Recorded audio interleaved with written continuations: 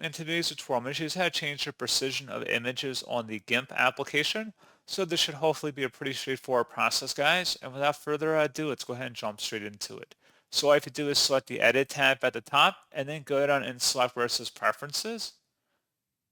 On the left panel, you want to select where it says Default Image. And then over here on the right side, underneath Advanced Options, there should be something that says Precision. You can click on the drop down and you can select an 8-bit, 16-bit, or a 32-bit integer, as well as a 16 or 32-bit floating point. And then once you're done, you just would select OK to save it, and that's what you have to do.